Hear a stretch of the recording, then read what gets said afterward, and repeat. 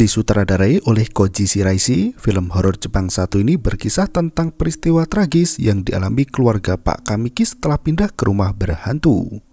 Melihat kondisi sang nenek yang mulai hilang ingatan, mereka memilih untuk membeli rumah bekas agar bisa merawat nenek di rumah. Tak disangka, rumah yang awalnya terasa hangat, perlahan berubah menjadi neraka. Teror yang menghantui tak henti merasuki pikiran mereka hingga kematian jadi solusi. Akankah Pak Kamiki bertahan di rumah yang baru dibelinya itu? Berikut ceritanya.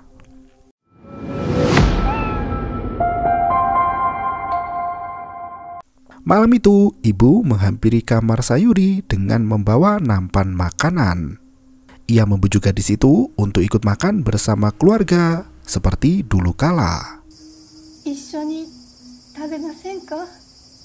Sayuri turun dari ranjang hingga membuat rumah itu bergetar karena berat badannya yang terlalu besar.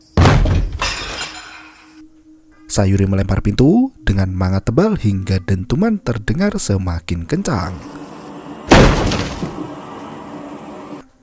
Ibu tak patah arang dan meminta Sayuri untuk keluar dari kamar. Seketika itu, ibu hanya bisa merangkak mundur dengan pasrah, sementara Sayuri menodongnya dengan linggis. Dan film pun dimulai. Siang itu, keluarga Pak Kamiki sudah sampai di rumah yang lebih luas agar bisa tinggal bersama kakek nenek. Norio dan Shun sangat antusias menyambut rumah baru mereka itu yang sebelumnya ditempati oleh keluarga Sayuri.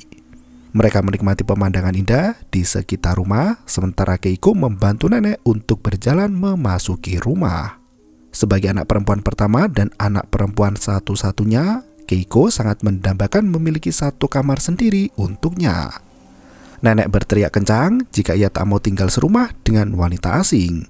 Ternyata ia lupa dengan menantunya sendiri yang bernama Masako. Kakek dengan sabar menjelaskan jika Masako adalah menantu mereka dan Keiko adalah cucunya.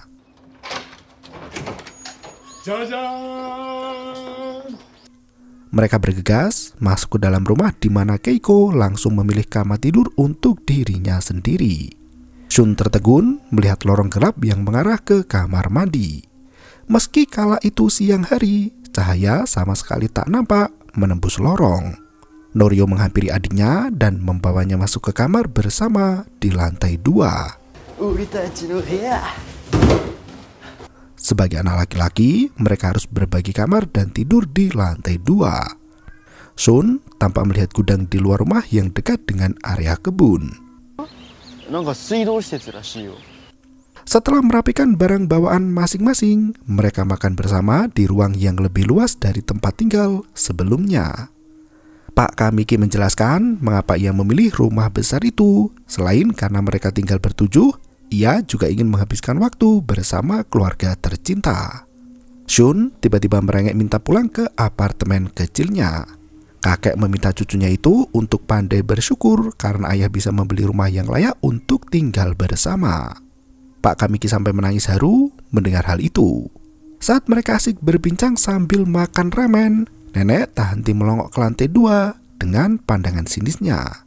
Norio mengingatkan neneknya itu agar menyantap mie sebelum meregang. Pak Kamiki mendapat telepon penting sampai harus meninggalkan meja. Mereka kembali berbincang, namun nenek tak henti menatap ke lantai 2. Malam harinya, Shun keluar dari kamar mandi untuk tidur bersama Norio di lantai 2. Ia harus melewati pintu kamar Keiko yang tidur sendirian. Sesampainya di kamar, ia tertegun melihat bintang di langit. Kamar Norio dan Shun memang memiliki balkon yang cukup luas untuk menikmati pemandangan sekitar. Setelah mereka semua tidur, Keiko terbangun mendengar televisi di kamarnya menyala sendiri. Ia bergegas mematikan televisi itu agar bisa kembali tidur. Anehnya,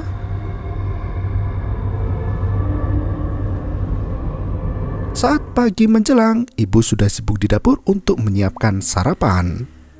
Keiko bangun terlambat dan mengaku badannya pegal-pegal. Norio sampai meledek kakaknya seperti sudah melakukan pekerjaan berat seharian. Pak Kamiki bersiap pergi ke kantor, begitu juga Keiko, Norio dan Sun yang berangkat ke sekolah. Pak Kamiki berjanji pada Sun akan membuat rumah itu menjadi tempat tinggal yang paling menyenangkan. 3 kakak beradik itu melewati seorang tetangga yang tinggal tepat di samping rumah.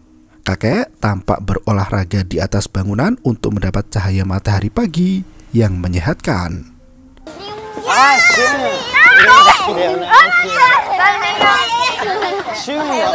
Norio sudah duduk di dalam kelas, namun ia tak berhenti menguap karena mengantuk. Kamiki-kun, mau lainen juken nanda kara sa. Di jam istirahat, ia ditodong oleh kedua temannya untuk memilih foto gadis mana yang lebih cantik.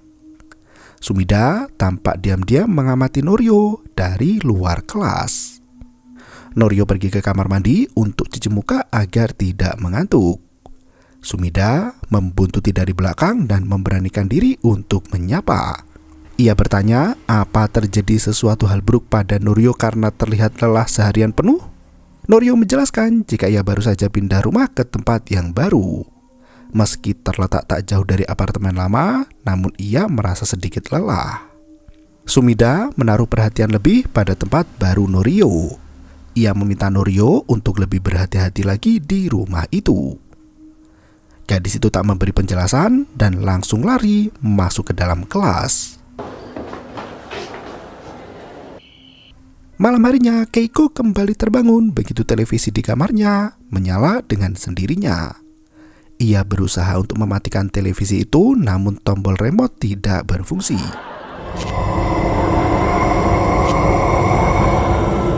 Sosok hantu mengerikan muncul di samping Keiko dan mendekatinya secara perlahan. Di waktu yang sama, Shun terbangun ingin kencing. Ia membangunkan Norio untuk mengantar ke kamar mandi, namun kakaknya itu sangat lelap dalam tidurnya. Shun terpaksa turun ke bawah sendirian untuk menuju ke kamar mandi yang berada di depan kamar Keiko. Anehnya, Keiko berdiri di depan pintu kamar dengan kepala yang miring dan tatapannya kosong. Shun mendekati kakak pertamanya itu untuk memeriksa apa yang terjadi. Tiba-tiba, Shun menangis sejadinya begitu kepalanya dibenturkan ke dinding sampai berdarah-darah. Norio terbangun mendengar teriakan itu dan berlari turun ke bawah. Melihat adiknya berdarah, Norio berusaha menyadarkan Keiko yang masih kesurupan setan. Seketika itu, Keiko membenturkan kepalanya ke tembok hingga berdarah dan tersadar dari kerasukan. Ayah dan ibu panik melihat hal itu, berusaha untuk mengobati luka di kepala anak-anak mereka. Keiko justru kebingungan dan bertanya apa yang terjadi pada Shun. Ia tak sadar jika kepalanya berdarah setelah membenturkan diri ke tembok. Kakek dan nenek ikut mendengar keributan itu. Mereka menghampiri Keiko dan Shun hingga nenek tertegun melihat cermin di ujung lorong gelap. Sosok itu menghilang saat nenek menolehkan kepala ke belakang. Norio ikut penasaran melihat tingkah aneh sang nenek. Hari berikutnya, Sumida duduk di atap gedung sekolah sambil membaca manga. Norio menghampiri gadis itu dan menceritakan apa yang terjadi pada Shun tadi malam. Setelah dibawa ke rumah sakit, dokter menemukan penyakit kanker payudara pada tubuh Keiko. Penyakit itu diduga karena stres dengan perubahan lingkungan baru. Sumida kembali memperingatkan Norio untuk berhati-hati di rumah itu. Norio mulai curiga jika Sumida bisa melihat hantu. Sumida belum mau mengaku dan berkata jika ia merasakan ada hawa aneh di sekitar Norio sejak hari pertama pindah rumah. Ia menyarankan Norio agar segera pindah rumah sebelum terjadi hal yang tak diinginkan pada keluarganya. Norio hanya terdiam karena rumah itu dibeli dengan susah payah oleh sang ayah.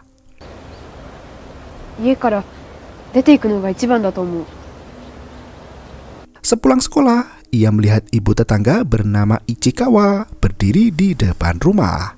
Norio menyapa Bu Aura yang langsung disambut dengan ribuan pertanyaan. Aura berkata jika penghuni sebelumnya tidak betah tinggal lama di rumah itu dan pergi meninggalkannya begitu saja. Ia pun bertanya apakah Norio senang berada di dalam rumah itu. Ia menawarkan bantuan jika Norio menemukan hal-hal aneh dan mengerikan di sana. Aura menunjukkan rumahnya dan meminta Norio agar tidak sungkan menghubunginya jika memang terjadi sesuatu. Norio melenggang masuk ke dalam rumah bersiap untuk makan malam bersama keluarga. Kepala Keiko dan Sun sudah mendapat perban dari rumah sakit. Sebagai permintaan maaf, Keiko mengizinkan Sun untuk bermain game di kamarnya. Mereka saling bercanda riang bersama sambil menyantap sajian makan malam yang hangat. Tiba-tiba, Keiko memuntahkan semua isi perutnya hingga ibu bergegas mengambil lap untuk membersihkan lantai. Seketika itu, di malam yang sangat larut, Pak Kamiki terbangun setelah mengalami mimpi yang sangat buruk. Ia langsung pergi ke lantai atas untuk memeriksa kondisi anak-anaknya di sana. Pak Kamiki menyelimuti Norio dan Sun yang tidur di lantai 3. Saat turun ke lantai bawah, pintu kamar Keiko terbuka sebagian. Pak Kamiki penasaran apa yang dilakukan anak gadisnya itu. Ternyata Keiko sedang menonton televisi di malam yang sudah larut. Pak Kamiki masuk ke dalam dan mengingatkan Keiko untuk segera tidur. Begitu masuk ke dalam kamar, ia tak sengaja menginjak bungkus makanan ringan yang terserak di lantai. Suasana malam langsung berubah menjadi sore hari. Pak Kamiki bisa merasakan kehadiran sosok mistis berwujud anak kecil. Saat ia menoleh, sosok hantu gadis mungil itu berubah menjadi monster berbadan besar. Pagi harinya, ibu menemukan suaminya tertidur di dalam kamar Keiko. Ia menghampiri pria itu yang ternyata Keiko masih tertidur lelap di atas ranjang dan terbangun oleh suara tangis ibunya. Mereka langsung mengkremasi jasad sang ayah di pemakaman dekat rumah. Keiko mulai tak nyaman tidur di kamar itu dan merengek untuk pindah kamar saja. Sesampainya di rumah, mereka meletakkan guci abu ayah di atas meja bersama foto hitam putihnya. Kakek berkata jika dokter rumah sakit mendiagnosa kematian putranya sebagai serangan jantung yang mendadak. Ia teringat saat Kamiki masih kecil dan menderita demam tinggi ketika pergi ke Kyoto. Bahkan dalam pesta pernikahan dengan Masako, Kamiki terserang penyakit yang membuatnya menangis seharian. Nenek tiba-tiba bingung mencari di mana keberadaan putra sematawayangnya itu. Norio menjelaskan pada sang nenek jika ayah baru saja meninggal dunia. Seketika itu, nenek marah besar karena Norio mengatakan hal yang tak masuk akal baginya. Semua orang ikut panik dan berusaha memisahkan tangan nenek dari kepala Norio. Mereka membawa nenek ke kamar agar bisa beristirahat dengan tenang. Kakek ingat bagaimana perjuangan putranya untuk membeli rumah itu dan bekerja sangat keras demi membahagiakan keluarga. Kakek menasihati seluruh anggota keluarga untuk meneruskan kehidupan mereka dengan berbahagia. Saat mereka bercanda bersama, Keiko sibuk menata pakaian di kamarnya. Samar-samar terdengar suara tawa anak kecil yang menggema di telinga. Keiko merangkak mendekati sumber suara itu hingga tak lama kemudian sosok tangan hantu muncul dari balik pintu kamar mandi. Keiko yang ketakutan memilih untuk menguji diri di kamar sendirian. Pagi berikutnya, Sumida kembali menghampiri Norio pada jam istirahat sekolah. Ia mengucapkan bela sungkawa atas kematian ayah Norio. Sumida akhirnya mengaku jika ia bisa melihat hantu gadis kecil yang terkadang mengikuti Norio sejak pindah ke rumah baru. Gadis itu sangat buruk rupa dan sekarang duduk di samping Norio. Ia tak bisa keluar dari rumah baru Norio karena ada sesuatu yang masih mengganjal. Sumida menangis dan meminta maaf karena tidak memberitahu Norio tentang apa yang akan terjadi pada Pak Kamiki. Norio justru memberikan roti pada Sumida dan berkata jika semuanya sudah terjadi. Di malam harinya, Keiko mengurung diri di dalam kamar dengan memegang tongkat baseball. Norio sampai heran dengan tingkah sang kakak yang tidak mau keluar dari kamar. Bahkan gadis itu tidak ikut makan malam bersama keluarga. Sun dan Norio mencoba membujuk ibunya untuk pindah dan tinggal di apartemen lagi. Ibu berkata jika sang ayah membeli rumah itu agar mereka bisa hidup dengan bahagia. Sambil menangis, ibu berkata jika ia tidak akan pernah pindah ke manapun juga. Nenek kembali menatap ke lantai 2. Ternyata Keiko kembali dihampiri oleh hantu dan mengangkat tongkat baseball untuk menyelamatkan diri. Di pagi berikutnya, Norio melihat sang kakek sibuk menggali tanah di samping rumah. Ia berlari turun untuk menghentikan aksi sang kakek yang menggali dengan tangan kosong. Nenek ikut panik dan memanggil kakek dari kejauhan. Mendengar suara istrinya, kakek tertegun dan berjalan menghampiri nenek dengan senyuman lebar. Jari tangannya sudah penuh dengan darah karena tergores tanah dan bebatuan yang keras. Seketika itu, nenek hanya tertawa melihat suaminya terbaring di tanah tanpa nyawa. Sun bisa melihat Keiko mengintip dari jendela kamarnya. Setelah kakek dan ayah meninggal, keluarga Pak Kamiki kini tinggal 5 orang. Mereka makan bersama kecuali Keiko yang selalu mengurung diri di dalam kamar. Selang beberapa hari berlalu, Sumida menghampiri Norio yang sibuk sendirian di taman kota. Ia mengungkapkan bela sungkawa atas kepergian kakek Norio. Pemuda itu berkata jika ia baru sebulan pindah ke rumah baru, namun ayah dan kakeknya meninggal dalam waktu yang berdekatan. Sumida menarik tangan Norio untuk mencari tahu apa yang terjadi. Norio justru mendekati gadis itu sambil menutup kedua matanya. Sumida menegaskan jika ia tidak ingin mencium Norio. Ia hanya ingin merasakan apa yang terjadi di rumah itu. Setelah menggenggam tangan Norio dengan seksama, Sumida mulai melihat sesuatu yang mengerikan.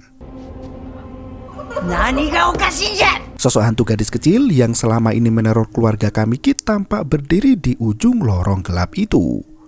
Nenek bisa melihat hantu itu juga dan mengusirnya dari hadapan Sumida. Naasnya, hantu mengerikan itu justru berjalan mendekati Sumida dengan tubuh yang semakin besar seperti raksasa. Sumida langsung muntah begitu tersadar dari perjalanan supranatural itu. Ia memohon agar Norio keluar dari rumah angker itu karena jika tidak, semua orang akan mati dibunuh hantu. Norio mengaku jika sebenarnya ia juga ingin segera pindah, namun ibu tak bisa melupakan perjuangan sang ayah yang sudah susah payah membeli rumah itu. Sepulang sekolah, Norio meminta bantuan Ibu Aura untuk membayar listrik rumah yang sebenarnya sudah habis. Ia mengungkapkan rahasia itu pada Sun di malam hari. Saat tengah malam tiba, Sun tak ada di samping kakaknya. Ternyata Sun pergi ke dapur untuk minum susu dingin. Saat hendak kembali ke lantai atas, Sun tertegun melihat lampu tangga yang tak berhenti berkedip. Tak berselang lama, Keiko muncul di depan Sun dengan tatapan kosongnya. Sun berteriak menyapa sang kakak, namun Keiko hanya diam saja. Tak berselang lama, sosok Keiko pun menghilang ditelan kegelapan. Sun berjalan menaiki tangga hingga tiba-tiba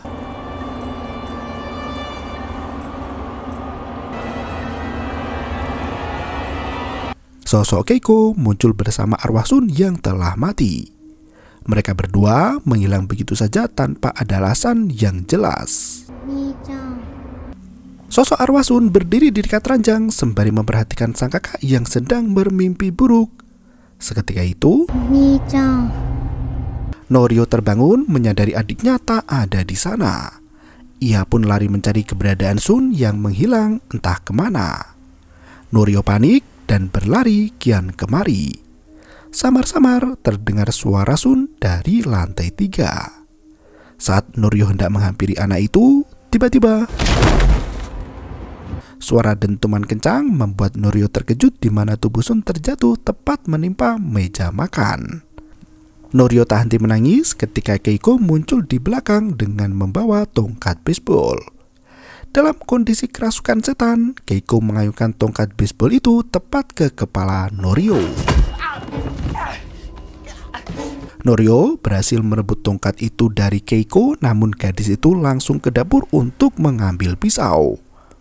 Keiko menodongkan pisau ke arah Norio sembari merengek minta tolong. Norio tak tahu apa maksud perkataan itu dan meminta Keiko untuk membuang pisaunya. Seketika itu, disangka Keiko menusuk lehernya sendiri hingga darah segar mengotori tembok rumah. Norio sampai tak bisa berbuat apa-apa. Ibu keluar dari kamarnya dengan mata sembab penuh air mata. Ia mengaku lelah dengan semua yang terjadi pada keluarganya sendiri. Ibu mengurung diri di dalam kamar sembari bergumam jika ia ingin sekali kembali ke masa lalu. Norio menangis mendengar suara ibunya yang semakin memudar. Ia mendobrak masuk ke kamar ibunya yang ternyata suara tawa anak kecil kembali terdengar di sekitar rumah itu. Norio langsung sembunyi di bawah kolong ranjang sebelum menjadi korban ke-6. Benar saja, sosok hantu mengerikan berjalan memasuki kamar. Tiba-tiba, suasana malam berubah menjadi terang di mana seorang wanita menyambangi kamar dan nenek yang tadinya hilang ingatan kini berubah menjadi manusia normal. Ia mengajarkan arti keberanian pada Norio dan langsung menendang tubuh anak laki-laki itu. Nenek mengungkapkan jika ia sudah terbangun dari mimpi yang sangat panjang. Norio tampak takjub melihat kondisi nenek yang bisa berjalan dengan menggunakan kedua kakinya sendiri. Padahal sebelumnya nenek harus menggunakan kursi roda. Nenek berkata jika semua anggota keluarganya telah meninggal dunia. Norio menangis ketika melihat jasad Sun dan Keiko bersimbah darah di ruang tengah. Nenek langsung menguatkan Norio yang tak henti menangis. Ia berteriak kencang jika mereka berbalaskan dendam pada sosok hantu yang telah merenggut kebahagiaan keluarga. Siang harinya, polisi melakukan evakuasi terhadap 3 jenazah, yaitu ibu, Keiko, dan juga Sun. Ibu Aura sempat melambaikan tangan pada Norio, namun anak itu harus ikut ke mobil polisi untuk memberi keterangan. Beberapa hari setelah kejadian itu, nenek dan Norio tak bisa pulang ke rumah karena masih dalam proses penyelidikan. Mereka melalui hari dengan menyusuri jalan tanpa henti. Setelah keberanian terkumpul lagi, nenek mengajak Norio untuk membersihkan rumah itu dari jejak kematian. Sesampainya di sana, nenek merobek garis polisi sambil tertawa riang di depan pintu gerbang. Nenek memaksa Norio untuk ikut tertawa karena bisa melawan para hantu adalah kekuatan untuk terus hidup dengan bahagia. Norio langsung menghilangkan bekas darah yang mengering di tembok rumah sementara nenek memberikan kiat khusus untuk melawan roh jahat. Tak berselang lama, lampu mulai berkedip bertanda ada hantu yang lewat. Nenek langsung mengganti semua penerangan dengan lampu baru yang lebih tahan banting. Ia tidur satu ruangan dengan Norio dan berkata jika mereka akan berlatih melawan hantu untuk menyelamatkan nyawanya sendiri. Saat pagi tiba, nenek sudah memasak di dapur sambil mendengarkan lagu kesukaannya. Ia merubah nuansa horor dalam rumah menjadi cerah dan ceria. Begitu sarapan siap dihidangkan, nenek langsung membangunkan Norio dengan paksa. Ia memaksa Norio untuk makan dengan porsi yang sangat banyak. Nenek berulang kali mengatakan jika mereka harus memiliki keinginan hidup yang kuat untuk mengalahkan roh jahat di sana. Norio harus menjalani tempaan fisik dan olahraga rutin setiap hari. Dengan menjalani rutinitas fisik yang cukup berat dari sang nenek, Norio tumbuh menjadi anak pemberani dan berjiwa kuat. Nenek juga mengajarkan gerakan yin dan yang untuk menyimbangkan energi kegelapan dengan cahaya kehidupan. Seiring berjalannya waktu, Norio semakin mahir dalam menguasai gerakan itu. Nenek menekankan bahwa mereka harus bisa membalas dendam atas kematian 5 anggota keluarga. Sesampainya di rumah, Norio membersihkan jendela di lantai 2 dan melihat nenek sibuk menggali tanah. Norio sangat takut jika kematian kakek terulang pada nenek. Ia pun lari ke bawah dan menghampiri neneknya itu. Ternyata nenek sengaja menggali tanah itu dengan cangkul setelah kakek muncul dalam mimpi semalam. Ia meminta Norio untuk membantu menggali hingga menemukan jasad manusia yang sudah jadi tengkorak. Mereka mengumpulkan sisa jasad manusia beserta tas dan tanda pengenal di sana. Agar tidak takut, nenek sengaja menata tengkorak itu di atas meja makan sambil menyantap hidangan siang. Ia menunjukkan kartu pengenal di dalam tas jasad itu yang ternyata bernama Sayuri Kujio. Ia yakin arwah Sayuri lah yang selama ini merenggut kebahagiaan keluarga. Sayuri adalah gadis kecil yang pernah tinggal di rumah itu dan mati dibunuh oleh kedua orang tuanya sendiri. Kematian yang penuh dendam membuat arwah Sayuri tak bisa tenang dan menciptakan sebuah kutukan. Setelah membicarakan hal itu, sosok Sayuri merasa terpanggil dan muncul di hadapan mereka berdua. Suasana terang berubah menjadi suram seiring gadis kecil itu muncul di area dapur. Nenek langsung menghampiri penampakan itu dan menantangnya dengan berbagai hinaan lucu. Gadis kecil itu berubah menjadi raksasa burung rupa yang siap mengambil nyawa manusia. Nenek menghadapi makhluk itu dengan penuh berani.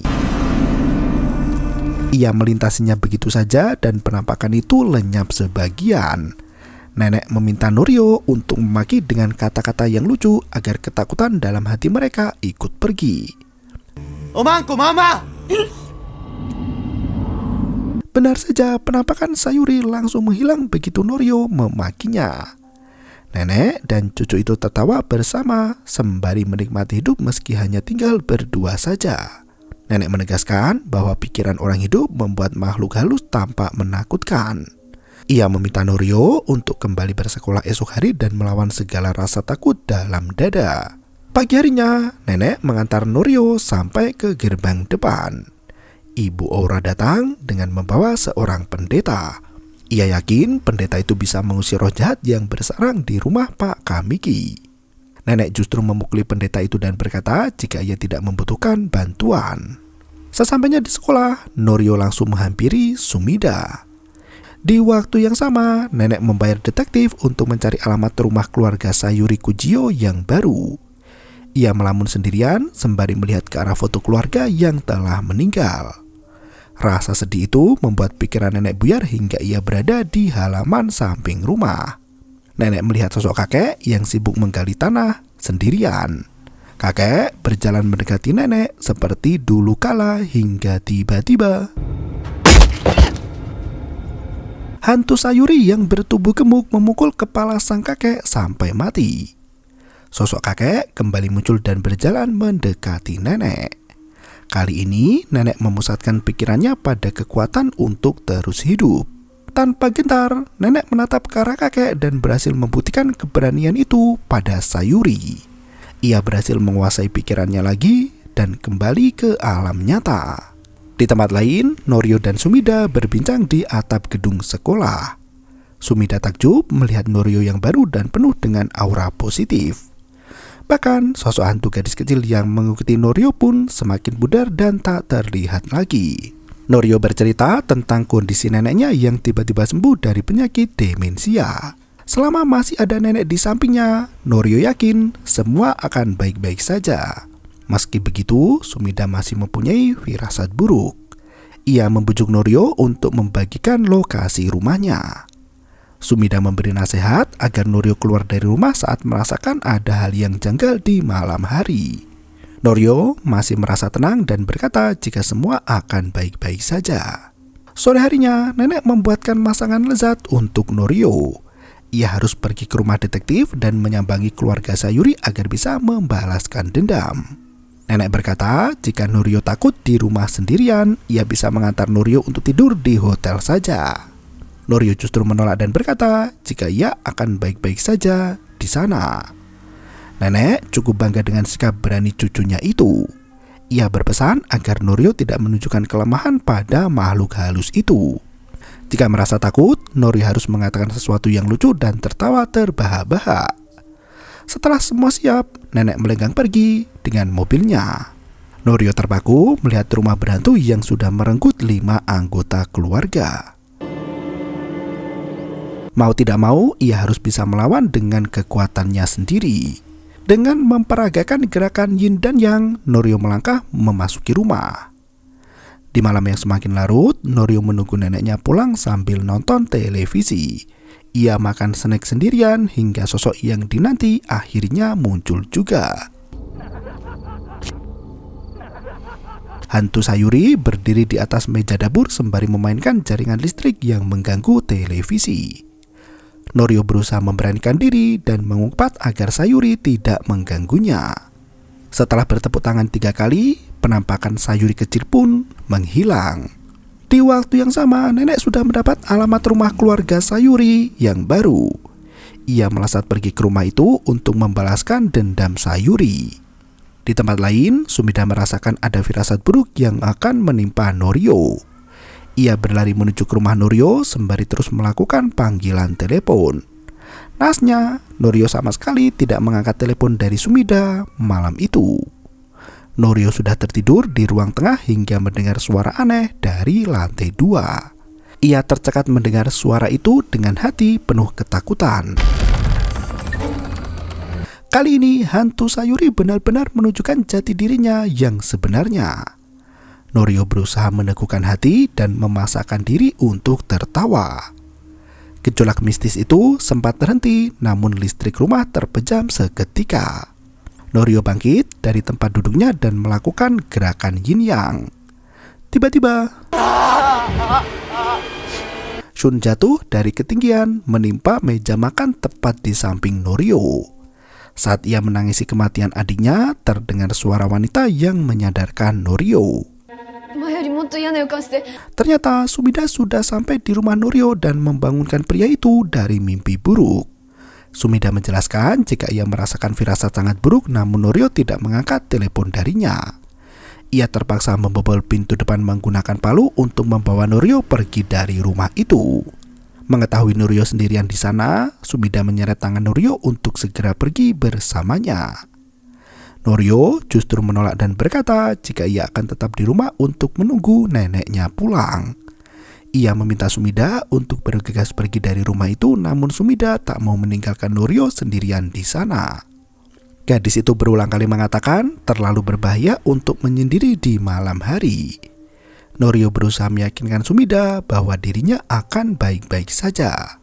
Sumida menangis dan berkata jika Norio akan mati seperti anggota keluarga yang lain. Seketika itu, lampu rumah benar-benar padam dan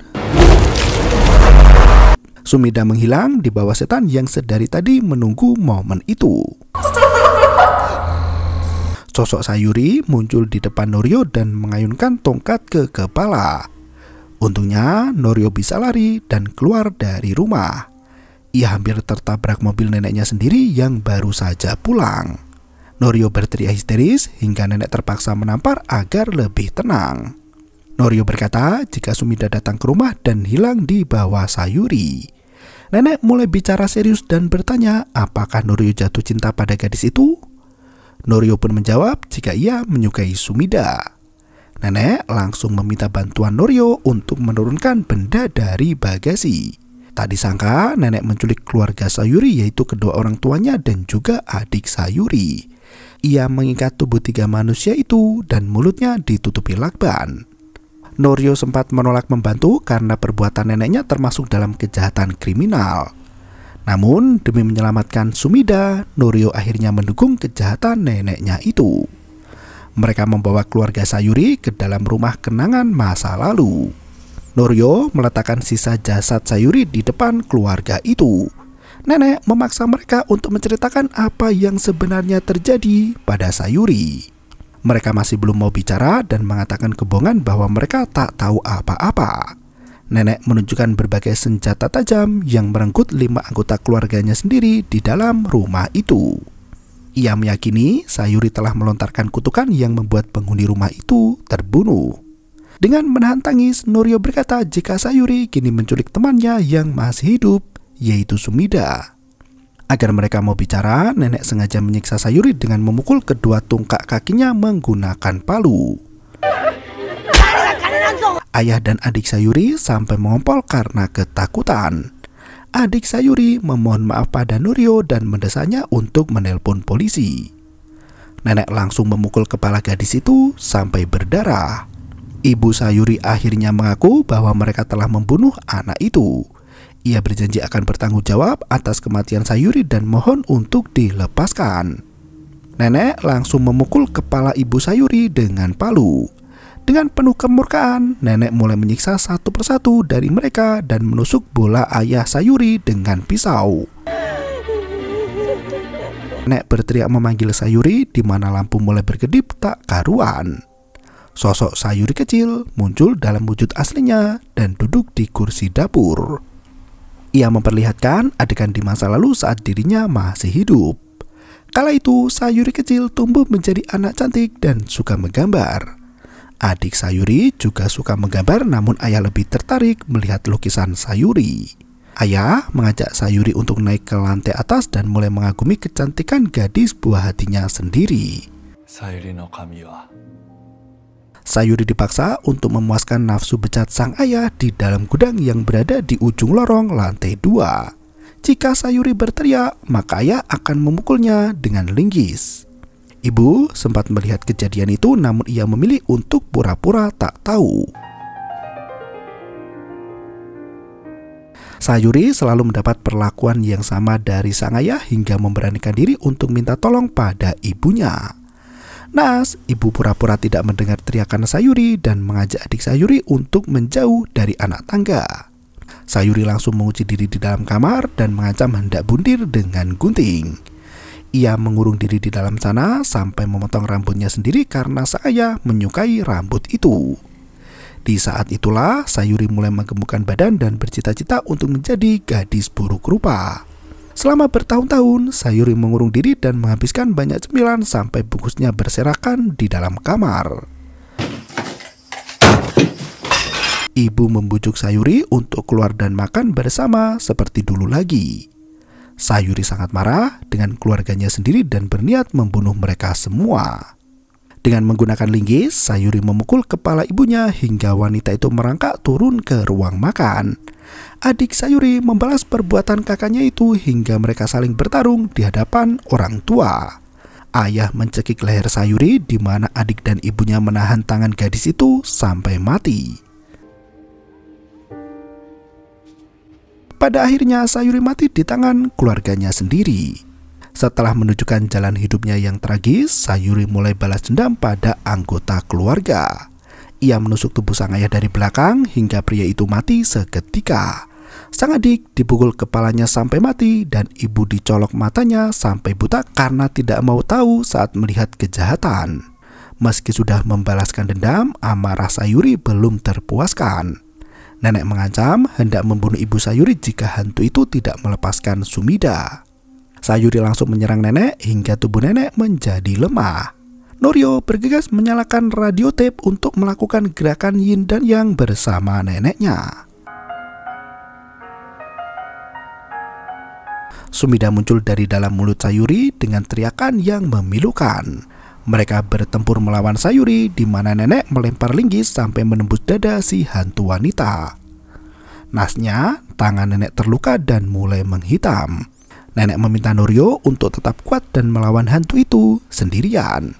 Melihat neneknya tertunduk tak berdaya, Norio langsung murka dan mengunyah tengkorak Sayuri.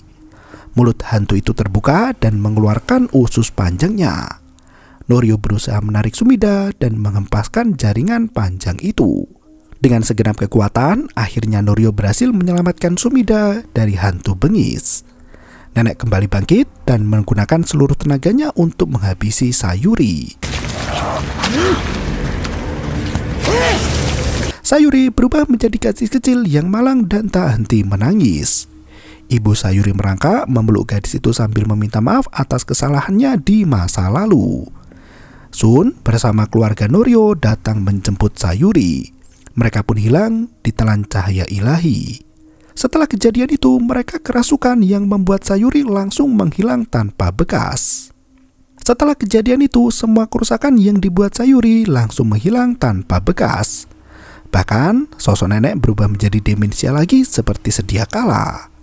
Polisi mengevakuasi mayat adik dan ayah Sayuri yang meninggal karena serangan jantung. Tak berselang lama, ibu Sayuri ikut meninggal karena dugaan penyakit yang sama. Kasus pembunuhan Sayuri menjadi viral dan dimuat di surat kabar. Sementara itu, nenek kembali ke panti jompo untuk menjalani hari tua.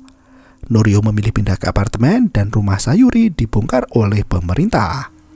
Kini ia bekerja paruh waktu sambil sekolah.